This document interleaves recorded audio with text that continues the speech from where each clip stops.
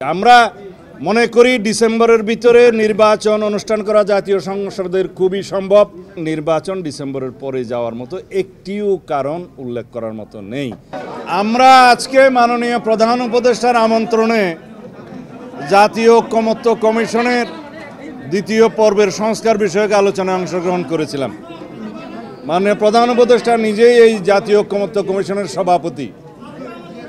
বিভিন্ন রাজনৈতিক দলের প্রতিনিধিদের বক্তব্য আমরা শুনেছি, তিনি শুনেছেন। আমরা আমাদের বক্তব্য উপস্থাপন করেছি।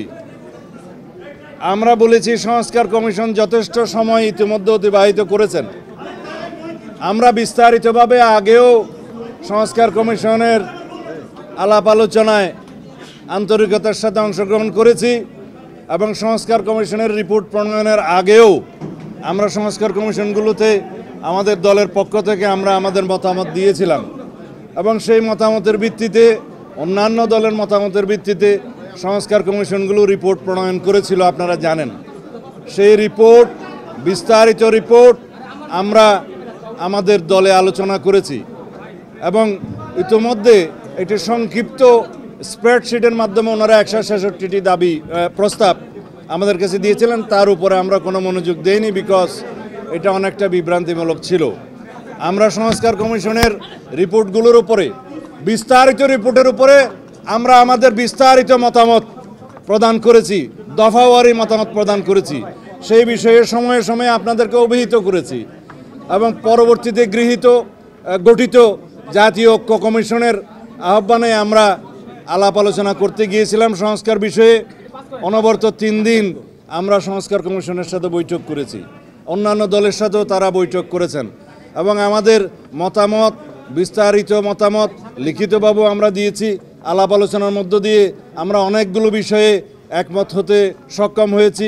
কিছু কিছু বিষয়ে লিখিত রিপোর্টে আমরা দ্বিমত থাকলেও আলাপ আলোচনার মধ্য দিয়ে কোথাও কোথাও নীতিগতভাবে একমত, কোথাও আংশিকভাবে একমত এবং কোথাও পূর্ণাঙ্গ একমত হতে পেরেছি।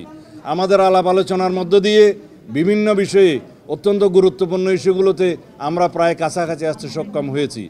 এখনও দ্বিতীয় পর্যায়ের আলাপ আলোচনায় ওনারা যেভাবে আমাদের সাথে আলাপ করেছেন তাতে মনে হয়েছে কিছু কিছু জাতীয় গুরুত্বপূর্ণ বিষয়ে, বিশেষ করে সংবিধান সংক্রান্ত কিছু কিছু ইস্যুতে তারা একমত হওয়ার জন্য সমস্ত দলগুলোর সাথে আলোচনা করবেন। হয়তোবা আমরা জাতীয়ভাবে সব বিষয়ে একমত পোষণ করতে পারবো না, এটাই হচ্ছে বিউটি অফ দ্য ডেমোক্রেসি। কিন্তু আমরা আলাপ আলোচনা করব। আমরা কোথাও দ্বিমত পোষণ করব, কোথাও হয়তো আমরা একমত হতে পারবো, কোথাও আমরা একমত হওয়ার কাছাকাছি আসতে পারবো। এইভাবেই একটা জাতীয় ঐক্যমত্য সৃষ্টি হবে। সকল বিষয়ে যদি ঐক্যমত্য সৃষ্টি হয় সকল রাজনৈতিক দলের মধ্যে, স্টেক হোল্ডারদের মধ্যে, তাহলে হবে সেটা একটা অনন্য অপূর্ব জিনিস। সেটা আমি এতটা বেশি আশা করতে পারবো না, কারণ বিভিন্ন মতাদর্শে বিশ্বাসী বিভিন্ন রাজনৈতিক দলের বিভিন্ন রকমের বক্তব্য থাকবে, দৃষ্টিভঙ্গি থাকবে, দৃষ্টিকোণ থাকবে। আমরা সেইটাই গ্রহণ করব যেটা এই জাতির জন্য বৃহত্তর স্বার্থ সংরক্ষণ করবে। আমরা গ্রহণ করব যেটা জাতীয় ভিত্তিতে গৃহীত হলে এই জাতির মধ্যে একটা ঐক্য সৃষ্টি হবে।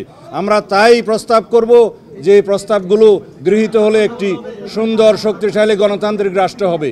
এখানে আমাদের মধ্যে চেক অ্যান্ড ব্যালেন্স প্রতিষ্ঠিত হবে, রাষ্ট্রের সকল অঙ্গের মধ্যে একটি ভারসাম্য অবস্থা সৃষ্টি হবে, তার মধ্য দিয়ে একটা হারমোনিয়াস কোঅপারেশন হবে in between all the organs of the state. এবং সেই একটা পরিস্থিতি সৃষ্টি করার জন্য আমরা দীর্ঘ সংগ্রাম করেছি, আমরা গণতান্ত্রিক আন্দোলন করেছি, ফেসিবাদ বিরোধী রক্তক্ষয়ী এই গণ অভ্যুত্থানের মধ্য দিয়ে আমরা এই সংগ্রামে বিজয়ী হয়েছি।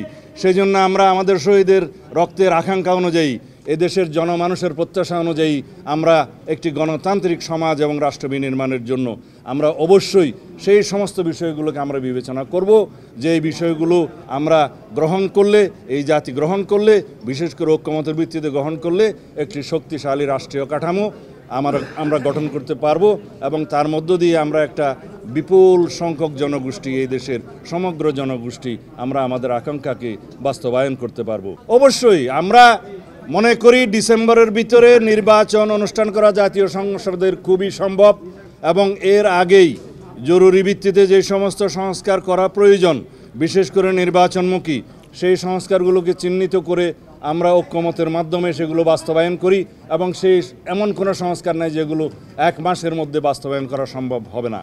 আমরা ইতিমধ্যে আজকে রিপোর্ট পেয়েছি আইন মন্ত্রণালয়ের অধীনে অনেকগুলো অর্ডিন্যান্স এবং অনেকগুলো সংশোধনী এসছে বিভিন্ন সেক্টরে, যেগুলো অলরেডি বাস্তবায়ন হয়েছে। আরও অনেকগুলো বাস্তবায়নের প্রক্রিয়ায় আছে, সেগুলো অর্ডিন্যান্সের মাধ্যমে করা সম্ভব, নির্বাহী আদেশের মাধ্যমে করা সম্ভব, এমনকি কিছু কিছু সংস্কার তো অফিস আদেশের মাধ্যমে করা সম্ভব। সেগুলোর জন্য বিশেষ করে সংবিধান সংশোধনী ব্যতিরেকে অন্যান্য সকল সংশোধনী যেগুলো একমত হবে সংস্কার প্রস্তাব, সেগুলো অর্ডিন্যান্সের মাধ্যমে, নির্বাহী আদেশের মাধ্যমে, অফিস আদেশের মাধ্যমে 1 মাসের ভিতরে বাস্তবায়ন করা সম্ভব, সেটা আমরা বুঝিয়ে দিয়েছি। সুতরাং নির্বাচন ডিসেম্বরের পরে যাওয়ার মতো একটিও কারণ উল্লেখ করার মতো নেই। এই বিষয়টা আমরা বোঝাতে সক্ষম হয়েছি এবং আমরা আবারও অ্যাপ্রোচ করেছি।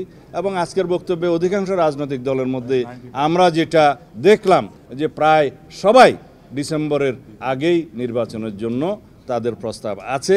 এখন মাননীয় প্রধান উপদেষ্টা সেটা বিবেচনা করবেন, সেটা আমরা আশা করি এবং আমরা মনে করি তিনি জাতীয় ঐক্যের প্রতীক হিসাবে নিরপেক্ষভাবে সেই ভূমিকা পালন করবেন, কারো প্রতি রাগ অনুরাগ বিরাগ প্রদর্শন করবেন না এবং উপদেষ্টা মণ্ডলীটাকে নিরপেক্ষভাবে আবার যেন উনি ঢেলে সাজান সেই প্রস্তাবও আমরা অন্য সময় রেখেছি। আজকে আমাদের বক্তব্য যেহেতু অন্য বিষয় ছিল, সেই বিষয়টা আমি এখানে আজকে তুলি নেই। তবে আমরা মনে করি জাতি তার কাছে চূড়ান্ত নিরপেক্ষতা আমরা আশা করি। ধন্যবাদ।